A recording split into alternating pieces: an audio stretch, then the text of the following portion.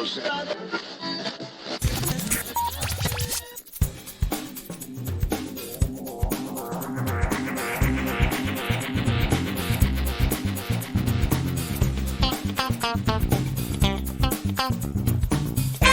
welcome to a special edition of the Geektown Radio podcast and the Geektown Behind the Scenes podcast. I'm your host, Dave Elliott, and as it's Easter, I gave the co-host the week off. However, we do have some brilliant interviews for you this week, two in fact, particularly if you're a fan of Star Trek Discovery, which returns to Paramount Plus for its final season on the 4th of April. So as I said, we've got two interviews this week. The first one is with the Discovery captain herself, Sonequa Martin-Green, who plays Michael on the show. We got to chat about her feelings about the series coming to a close, the journey of her character Michael, and whether we'll get to see more of her in a Starfleet uniform at some point, maybe in the future. Had a really lovely chat with her. Coming after that, we have a slightly longer chat with the incredibly prolific TV and film composer Jeff Russo, who, amongst many, many other things, scores Star Trek Discovery, along with being something of an overseer for the franchise as a whole.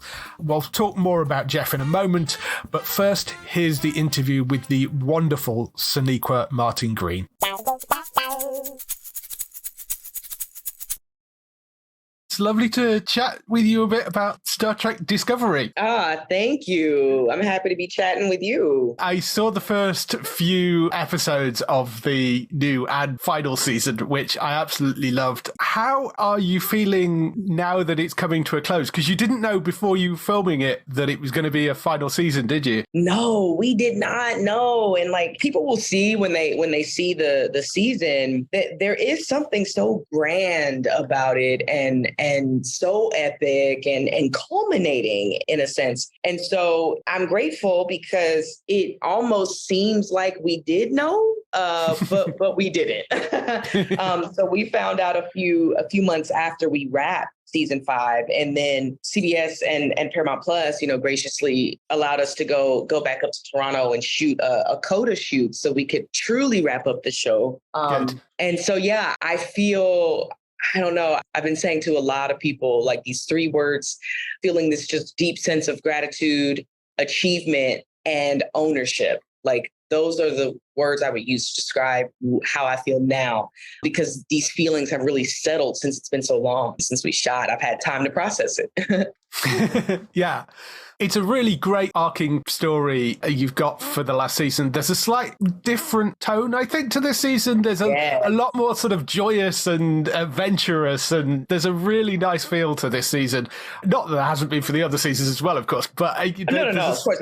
But yes, I know exactly. Yeah. What can you say about the new season? Well, I mean, I think I'll say again, like it is just so grand, and yes, there is that sense of adventure and fun. They wanted it to be almost like an Indiana Jones type adventure season. And there is that, even when we were on set shooting, it became almost like a mantra we would say to each other. It'd be like, before we would roll, it'd be like, it's an adventure, I remember it's an adventure. Michelle Paradise, our showrunner, when she would come to visit, we'd all say it together, it's an adventure. It was funny. But yes, I would say that, just speaking on the series as a whole through the lens of season 5, it's culminating in all these ways, and it's culminating for every character. And I think people will be pleased. I think that it wraps the show quite respectfully. Good. It deserves a solid ending, this show. Yes, thank you. Thank you. For Michael, it's been a really interesting journey through the series from sort of mutineer to captain, where you are now. Season 5 particularly, without giving anything away, you do get to sort of play into that almost quite directly in one of the episodes. Yeah. So what are your feelings on the sort of journey that Michael's been on? Well, that, from the very beginning, I knew that it was a journey to the chair. I couldn't share that with everyone, but that was always the idea, right? Mm-hmm. But I had no clue just how powerful that journey would be. Being able to go from mutineer, sentenced to life in prison, to captain, of the Starship Discovery. But I mean, it's just so profound, but it was also earned, you got to see every little thing, every little failure that happened between there, every little aspect of growth, every little confrontation that it required. And then I just am so grateful, especially as a Black woman, because typically we don't get those kinds of second chances. And you're always taught, or at least we used to be taught in the Black community that, you better not, you better not mess up. You better not fail. It's that whole having to work twice as hard to go half as far thing. And so being able to bring this story to life where you get to see this woman literally fall forward and find herself and accept her purpose and rise up to it and open up and settle into herself and settle into her mission in life. It's just, I'm so blessed. I thank God for being able to tell that story. Yeah, it's been an incredible journey to go through with her as well. And when you came into it, I mean, as you said, you knew it was heading towards the captain's chair. Did you know much more about how you were going to get there? Like particularly things like the big time jump into the future. Did they give you any hint of that when you first started? No, there was no hint of jumping to the future. That's for sure. When we started, we came into an interesting time 10 years before TOS. And so we knew that we were going to be different from other iterations because we were hyper serialized and we were going to remember what happened yesterday and carry it with us. And so automatically the tone was going to be a little different. But I think when we did jump to the future in season 3, our one of the co-creators of the show, Alex Kurtzman, and our co-showrunner, I remember talking to him about what a brilliant choice I think that was, because we got to stay connected in all the important ways to the canon, but then go and be our own selves and establish our own identity, our own environment. We got to make decisions that were creating canon every single day because we went further beyond where any Trek had gone before. Yeah.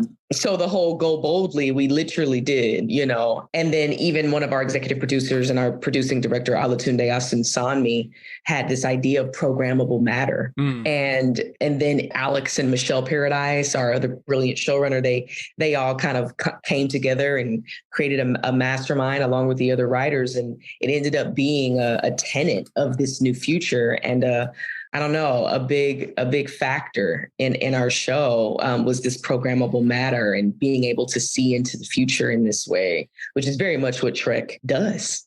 Yeah. It's been really interesting with this latest iterations of Trek since Alex took over the sort of franchise, because I think what's been so brilliant is you've got this range of shows now where I know a lot of people that had never watched Trek before they watched Discovery, and Discovery was the thing that got them in. And then you have things like Strange New Worlds, which is far more classic Trek, and then got the next gen stuff with Picard and Lower Decks, and then the younger generation with Prodigy. It's been amazing how they've expanded that franchise out. I think they've done such a wonderful job with it. Thank you. Yeah, it's crazy to think of being a mothership.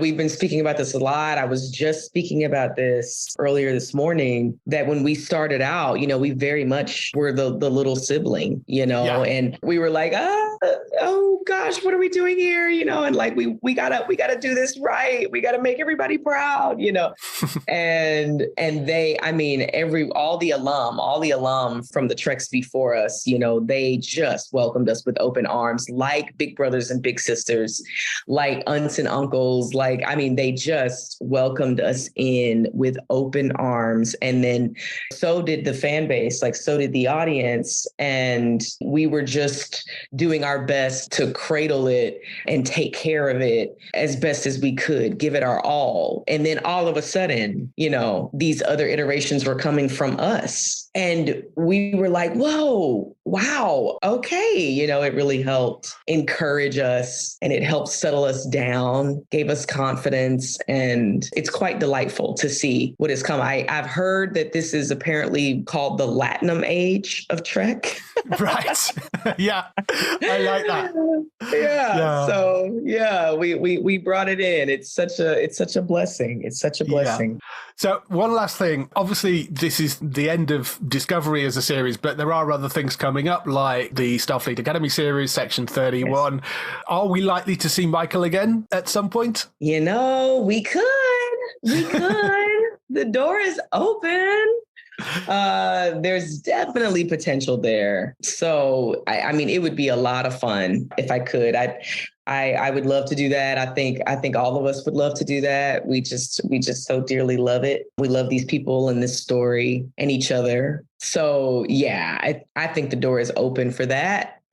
Yes, I think there's loads of opportunity.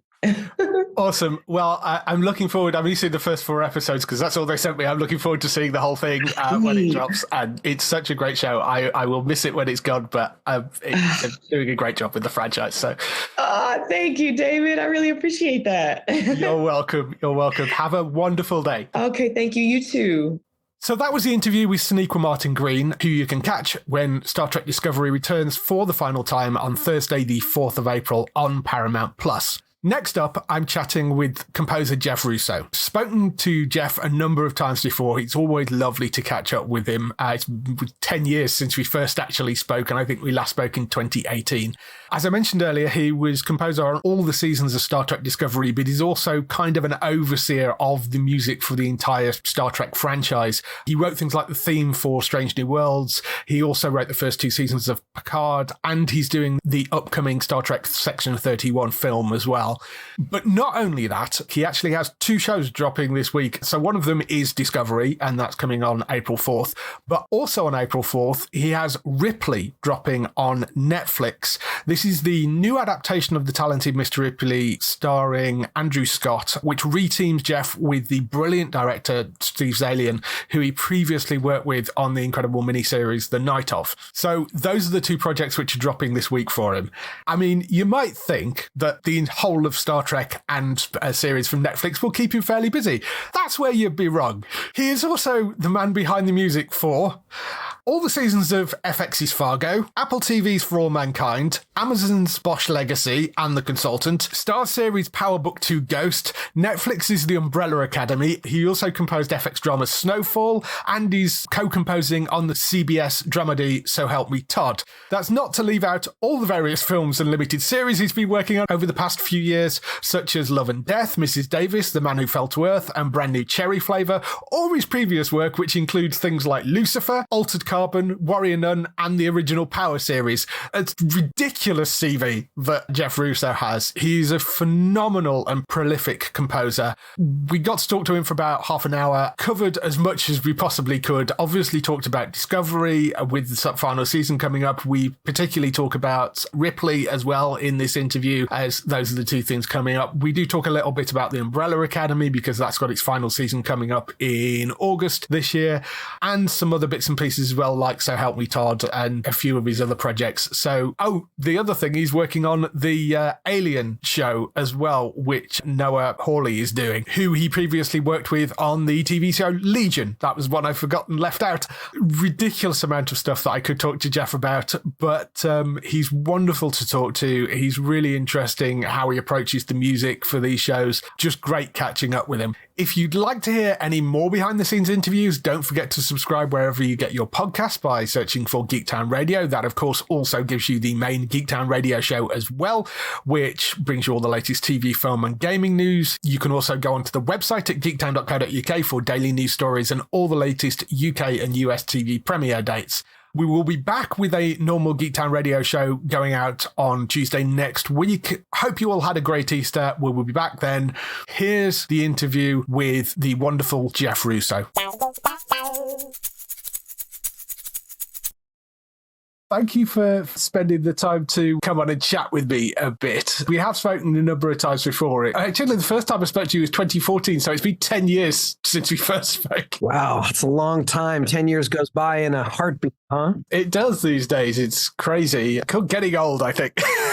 Yeah, I mean, you've been up to quite a lot since we last spoke. I think we covered like Legion and Discovery had probably just come out, maybe when we last spoke in 2018. So been busy since then. Lots of interesting projects coming up as well. One of the newest ones you're about to start working on is Ripley, or you have done already, I guess. I've been working on that for the last 4 years. Jeez. So, yeah, it's been a long time of writing, and 3.5 years is more like it. But yeah, we spent a good amount of time during the shooting while they were filming in Italy, and back and forth between me and Steve, who's the director, talking about what the themes could be and what the style is, and going from one thing to another until we landed in the place that we needed to be. And now we're here. It's all coming out in 2 weeks. Yeah, it's an interesting project as well, because I mean, it's all been on Netflix. It's all shot in black and white as well. And then you've got this background to it being in the 60s. Does the fact that it's sort of shot in black and white actually affect you and how you approach it musically at all? Or is it? Not really. I mean, it's black and white doesn't really affect how I went about doing what I was doing. We wanted to approach it from it being a thriller, and the score should sound like of that time. Mm-hmm. And it wasn't meant to be like a throwback. It was just meant to fit the picture. And because he wanted it to look like it was shot in the early 60s. Yeah. And I think that lent itself to how I went about writing the score. Right. You said you'd be working on this for 4 years and going kind of back and forth. So were you starting to work on it pre them actually shooting stuff then? Yeah. I actually started right around the time that they began shooting. That was really when I began sketching themes and ideas. And the first themes I wrote, which doesn't really appear in the show very often, like it appears in the show like once or twice, little bits of the theme, was the very first thing I wrote, the very last thing on the soundtrack. And then I sort of worked backwards from there. Okay. So you say you're sort of trying to invoke the 60s vibe to it? Yeah, I mean, it's less of a vibe. It's more like invoking the ethos, like how did they go about scoring something then, as opposed to using modern scoring technique? And I don't mean like compositional technique. I mean, like, actually, how are we using the music? In what way are we using music? How are we punctuating emotional scenes? How are we dealing with mysterious stuff and tension? And I think we went about that in a way that was more like what we would have done in 1963 than modern. But there's a modern take to it. It's an amalgam of so many different styles, you know? Yeah. And I don't mean musical style. I mean scoring style, like how music is used. Yeah. What were you doing in terms of the actual instrumentation and that sort of stuff for it? Were you looking at any particularly unique instruments for it, or was it fairly traditional? I did, it takes place in Italy, so there's a lot of sort of Italian instruments. I used guitar, I used mandolin, mandola, I used accordion, and then on top of that, using orchestral instruments to sort of underscore the more emotional stuff, the strings and winds and harp and piano. But I did keep it small. It's not this like big grand orchestral thing. It's way more chamber sized. And that really did fit the idea of what this feels like. Yeah, that makes sense for something like this. I mean, it's a really, really interesting looking project. You've worked with Steve before because you did The Night Of, didn't you? Yeah, I worked with you before. He's an extraordinary filmmaker. Yeah, I mean, it's got a lot of interest, that show. So I'm hoping it comes out to be a big hit for Netflix. I mean, because it's a really interesting project. We'll see. There's so much stuff that I could talk to you about because, I mean, you recently did Fargo season 5. I mean, that came out earlier this year, actually. It went out. Came out in November. Finished in mid-February. Yeah. So, I mean, that's a fascinating show to work on because you've worked on all seasons of that, haven't you? So, again, you've got one which is jumping through different time periods. You're back in sort of of more 2019, I think, the current one, but you've been sort right of before the pandemic. Yeah, that's a show that through different seasons, it's jumped from like 1920s to sort of late 70s and then mid 2000s and all that sort of stuff. When you're approaching a show like that, is there stuff thematically that goes from one season to another because it's an anthology thing, so it's completely different? There's definitely a style that has a through line through seasons. And then there is, there are two themes that do thread through all of them. There's the main title theme. So that definitely makes its way into all seasons. And then there's in the first season, I wrote this piece of music called Wrench and Numbers, which ended up being the bad guy theme, throughout the entire seasons. And apart from style, which there's a style that I have threaded through every season, the way I use an orchestra, the way I tend to work with melody versus, sort of just feeling. And then, of course, there's the way I use percussion, which has been predominant in the score across all these seasons. So there isn't I'd say there's just those two themes that definitely appear in all the seasons. But other than that, it's like all new themes, all new music. But in terms of a stylistic approach to how I write the music and how I score the show, there's definitely a through line. There's been a lot of love out there, particularly for the fifth season and for the music in the fifth season as well. I mean, I've seen a lot of comments about how much people loved it and it's such a great show. What were some of the sort of unique things that you brought into season 5? Well, with every season, I do tend to try to take some of the real life sounds and put them in to the show. In this one, it was like a whisk and a mixing bowl because she had this obsession with making pancakes, biscuit. There's that. There's other kitchen utensil-y type things that I've added in. It's usually in terms of percussion and sounds that relate to the actual narrative. And I brought back the idea of this big drumline thing, which really felt especially towards the end of the season, there becomes this militaristic feeling as they're engaging Roy Tillman's ranch and that whole thing. So I wanted to have that feeling throughout the whole show. I'd say that's what I was trying to build into this season that I hadn't maybe in season 4. Yeah, that's really interesting thing. And I mean, I think hopefully Fargo goes on forever because I mean, there's so many different ways that you could tell. Expand what I will say is nothing lasts forever. And my understanding about whether or not there will be any more Fargos is there will be if there's a story to tell. Mm-hmm. Why not? If we can continue to tell stories in the same way. I think Noah has said to me, he'd be happy to as long as there's something to say. Yeah, which is certainly the best way to look at it. Absolutely. As well as Ripley coming out, you've got another show dropping for its final season. That one is coming to an end, which is Star Trek Discovery. Yeah. I mean, I love all the Star Trek series. I'm a huge nerd for that sort of stuff. But Discovery, I have actually seen the first couple of episodes of the new season. I got sent some previews of it and really, really like what they're doing with that final season. Musically, it's great. You've been working on that. Have you been coming to that 5th season? Was there much sort of looking back over what you've done over the 5-season run? It's funny, going into season 5, it wasn't clear whether or not there would be a season 6. Right. It wasn't until about midway through that we found out that we were going to close out this part of the story for Trek. So I wasn't really looking at it one way or another and trying to tell the story to a fitting conclusion musically. But I do always connect all of the seasons because they're a connected group of characters. So when you have an ensemble cast across all seasons, I want to keep them musically connected. The stories are different, and I tell each story from a different perspective musically, ranging from the Red Angel in season 2 to everything that happened in season 3 to season 4 and now into season 5. There's these different central issues and central storytelling devices, but they're all sort of related to the same group of people And they do that in different ways. So I have to keep that all connected. So I do that thematic music coming back, making its way back into the show that maybe you hadn't heard since season 1 or season 2, or I do try to do that. I will say that as we did come to the end and I started writing music for the finale episode, what I realized is it left me the ability to create a satisfying musical ending for the show. Yeah, that's good. They didn't send me all the episodes. Like, I've only seen the first 4, I think.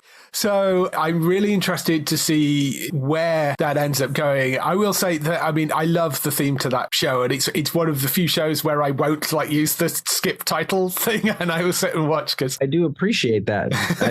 I really do. It's got, without giving anything away, it has got some interesting callbacks to some other Trek stuff in there as well. I feel like we do that in all the Treks, like we do that in Strange New Worlds. We do that. Yes. We do that in Picard, and we have done that all across the animated series, and we're about to do it again with Section 31, and we're about to, what I mean? Like, we have all of these ways of connecting the entire universe, and it's not just rehashing. It's like it's connecting the entire world of Star Trek. Yeah, absolutely. Strange New Worlds is a phenomenal show as well. I know you don't do the main score for that, but you did do the title theme for that, which is a sort of variation on the classic theme. Was that daunting to sort of take that and create a new version of the Alexander Courage theme for that? I mean, I didn't set out to do something that was connected to that, although it's easy to want to be connected to it all. So I do, of course, starting with the fanfare and then leading into a melody that is our own, and yet still feeling somehow connected to the whole world of it. That was sort of the idea. Yeah. In the same way that I did the end titles of the show, in the same way they did the end titles of the original series, which was as a take on the theme itself. Yeah. That was interesting. Yeah. And I mean, it's such a great theme. And the one thing you did do as well was for the musical episode, you did a new version of the theme as well there. Yeah, which the sort of more vocal version. Yeah, that's so wonderful. That was such a fun episode as well. I mean, that was just great. You mentioned Section 31. You're scoring that as well, are you? Mm-hmm. Are you doing the Starfleet Academy series as well? We're always sort of talking about things, about what I'm going to be able to be doing, and that has not been settled yet. And the only reason is because it's so far in the future, right? It's still in that planning stage. So what my involvement, as I've spoken to Alex Kurtzman about this, like, I am involved in all Star Trek as much as he wants me to be, right, because I'm a huge fan and I do what I can. Like with Section 31, it was wanting to be involved in that, and then me having an idea and then, going and figuring out what that is.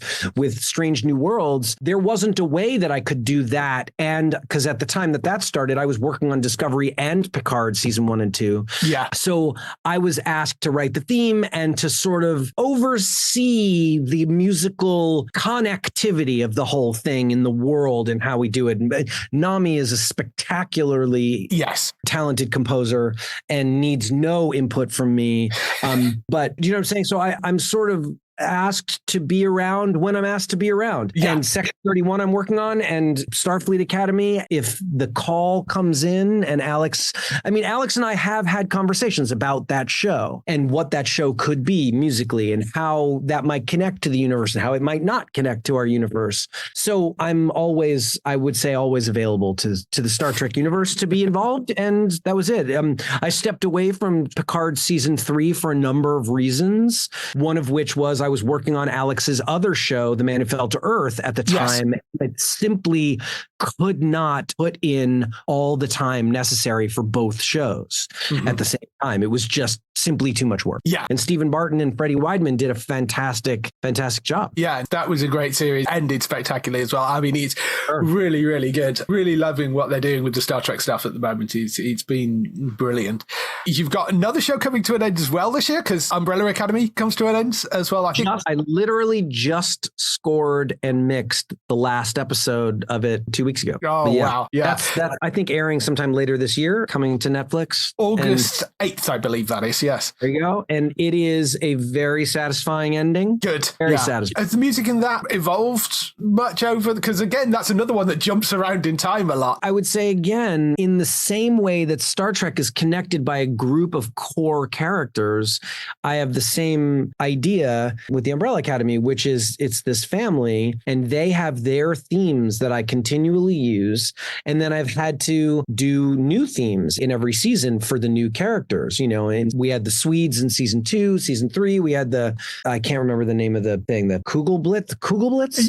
Yes, that sounds right. Something like that. And in this season, we have some new characters that I had to write for, new interesting characters that are involved with the family. So I do that. And in that way, it has shifted, it has changed. And yet I also try to tie it all together. Yeah, I've loved that show since the beginning. It's so bonkers and just wonderfully strange. I'm glad they are coming back and doing a final season and they're getting to finish it. And because that's not always the case, certainly with Netflix shows. So I'm glad they're going to come back with that.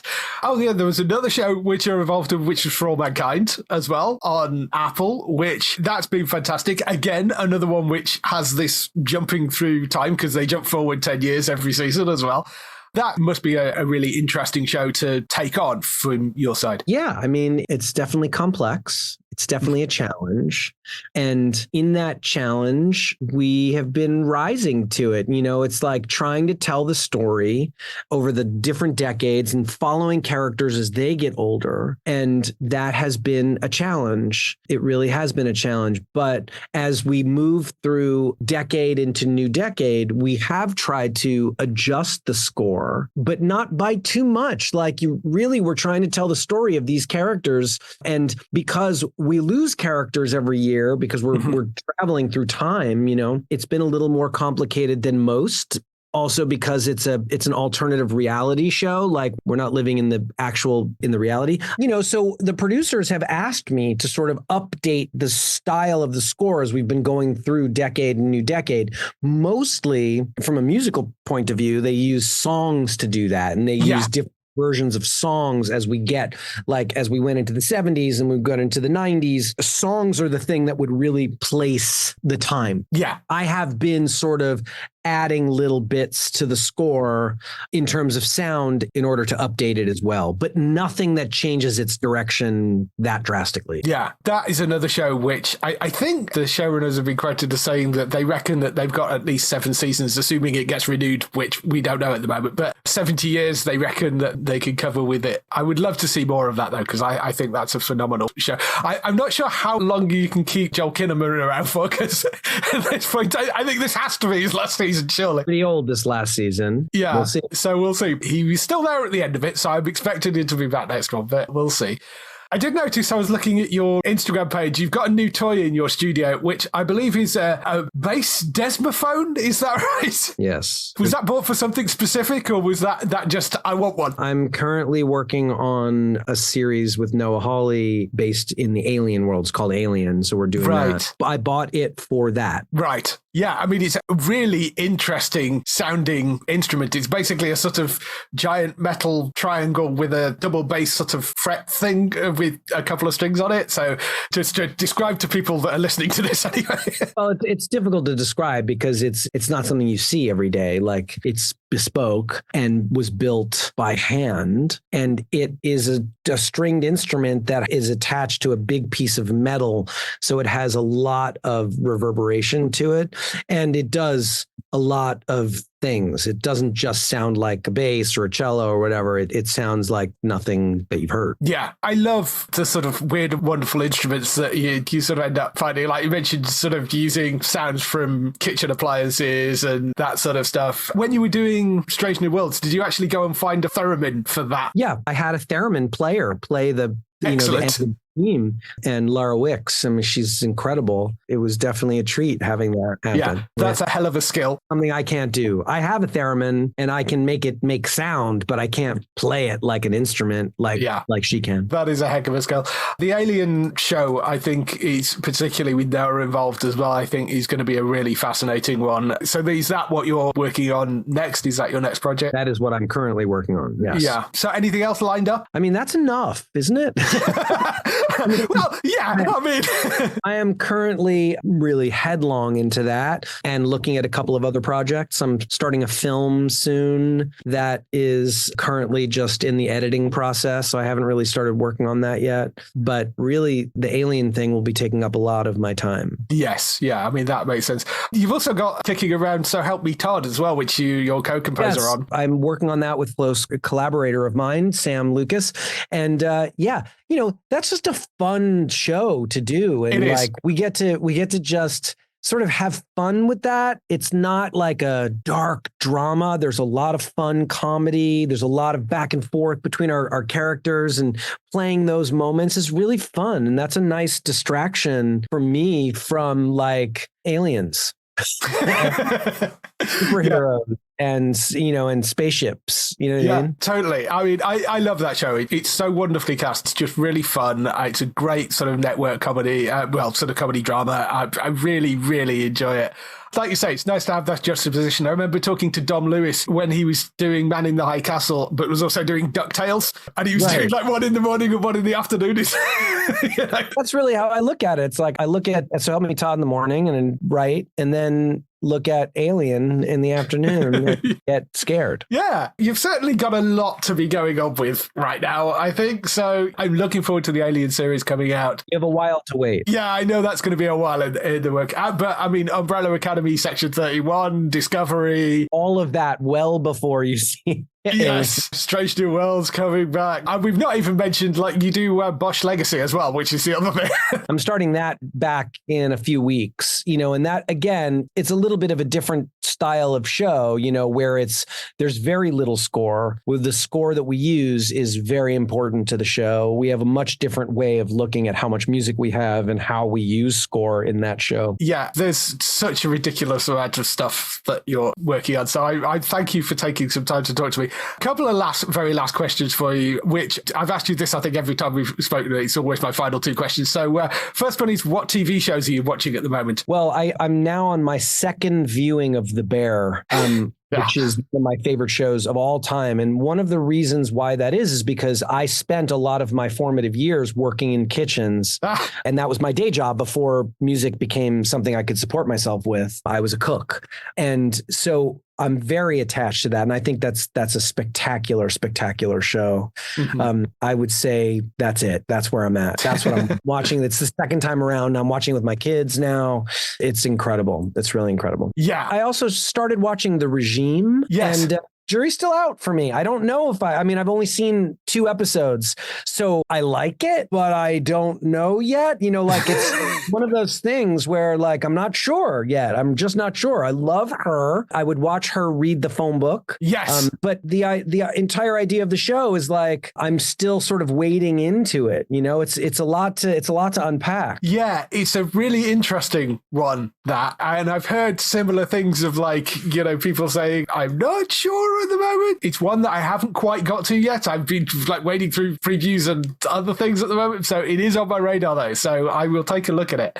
So last question for you, and I'm not sure what you answered to this last time, but if you had the opportunity to work on any TV series, something from the past, something present day, or some sort of future genre that maybe you haven't worked in yet, although that's fairly limiting when it comes to you because you've done so much, but what would it be? I don't know. I love a great story. Mm-hmm. And I love working with filmmakers who are engaged in the storytelling.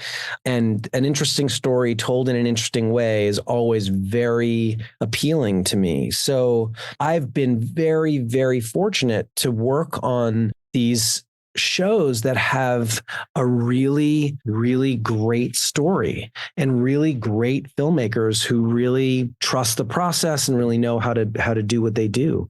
I would say in the last 5 years, I'd say Station 11, which was that year probably my favorite television show I had seen in a very, very long time. And I thought Dan Romer did such a great job.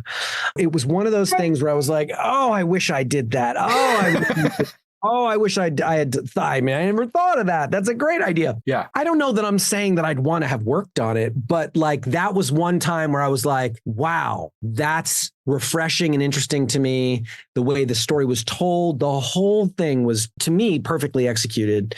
And I was very envious of that score. Like the idea that he had the opportunity to make that score and then he did. And he did that thing that he did. I was like, oh, I wish I had thought of that. Oh, you know what I mean? Like that kind of thing. Yeah, that's awesome. Great choice as well. So, well, I know how busy you are, so I will let you get back to it. Have a wonderful rest of the day. Good luck with the new shows coming out with Ripley, with Alien when it eventually turns up, Umbrella Academy, Discovery, all the others. Lots of stuff. You know, it's funny that you say all these things. It's like really Discovery, I finished last year. Like Yes, of course. And Umbrella Academy, well, that's been a very long post process. You know, I started it last fall and just finished it now. Wow. Ripley I'd been working on for 3.5 years. Last July, the score was finished. And then there were more changes that needed to be made as Steve made changes to the show. And then, of course, there was the strike.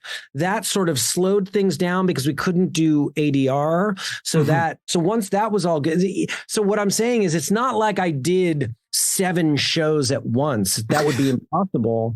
But I did leapfrog things, and then they all sort of end up coming out right around the same time. I think Discovery and Ripley come out on the same day, April 4th, right? I think so, yeah. I'm sure people will love it. We'll love all of them when they come out. I mean, there are obviously lots of Star Trek fans. I think Ripley has a lot of interest, and Umbrella Academy, when that drops in August, I'm sure, there's lots of people that love that as well. Oh, yeah, that's a great one, too. It's fun. Yeah. Alien, I know there's a lot of interest in that particular window is involved as well. So good luck with everything. And hopefully we'll talk to each other again at some point. I'm sure we will. Maybe not 5 years gap for the next time. Let's try to make sure that doesn't happen. Yeah, awesome. Have a great day. I'll see you soon. Cheers. Bye.